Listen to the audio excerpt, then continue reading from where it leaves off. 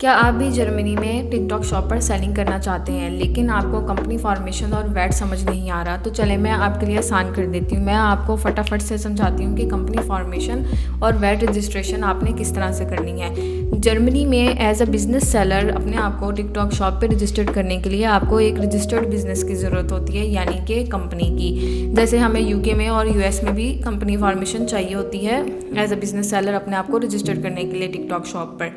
लेकिन यूके की कंपनी हम पाकिस्तान से बैठकर बहुत इजीली सेटअप कर सकते हैं और यूएस की भी हम पाकिस्तान से सेटअप कर सकते हैं। लेकिन यूएस की शॉप टिकटॉक शॉप की जो रिक्वायरमेंट्स हैं वो अलग हैं as compare to UK.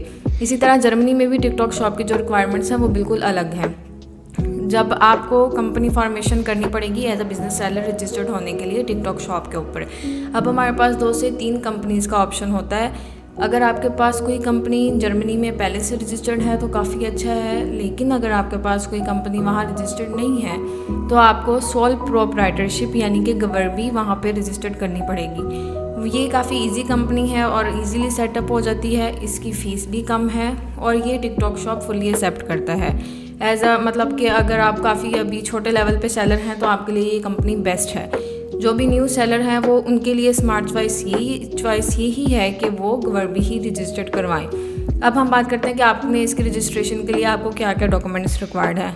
Obviously आपको एक बिज़नेस नेम रिक्वायर्ड है, वो आपका अपना भी हो सकता है या कोई भी बिज़नेस प्रोफेशनल नेम आप यूज़ कर सकते हैं। और आपको इसके लिए अपना बिज़नेस एड्रेस चाहिए, वो आपके घर का एड्रेस भी हो सकता है और होम एड्रेस भी हो सकता है, ऑफिस का एड्रेस भी हो सकता है। कोई भी एड्रेस आप यूज़ कर सकते हैं as a business address in this company formation setup.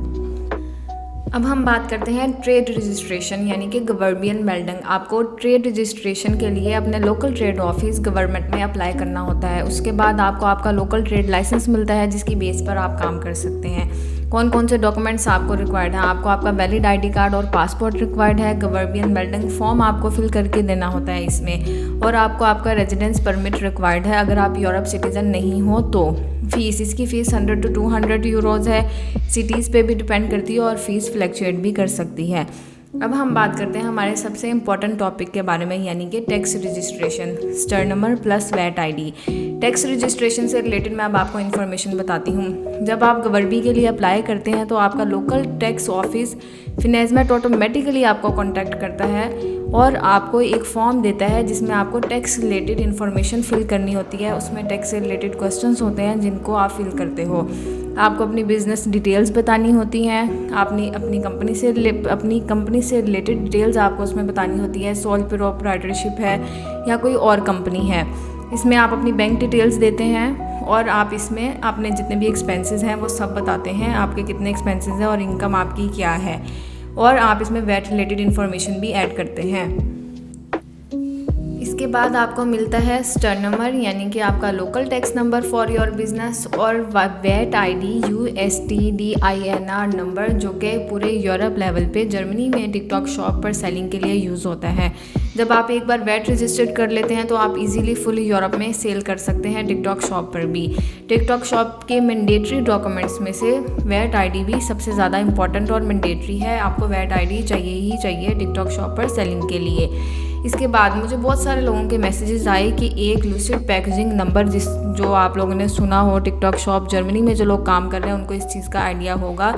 Lucid packaging number, registration number, कि हमें जब भी लिस्टिंग हमने करनी है तो उससे पहले क्या ये नंबर हमें देना पड़ेगा। मुझे काफ़ी सारे लोगों के इस तरह मैसेजेस आए हैं, तो मैं आपकी ये कन्फ्यूजन को दूर कर दूँ।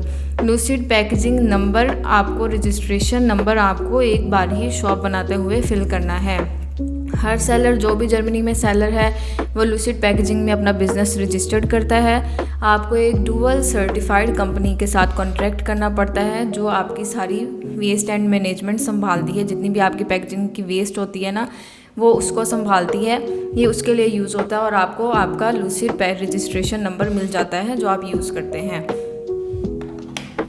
मुझे उम्मीद है कि मैं कंपनी फॉर्मेशन और वैट रजिस्ट्रेशन से रिलेटेड जितनी इन्फॉर्मेशन है वो मैं आपको दे चुकी हूँ और आपको बहुत अच्छे से समझ आई होगी कि आपने अपनी कंपनी और वैट को कैसे सेटअप करना है।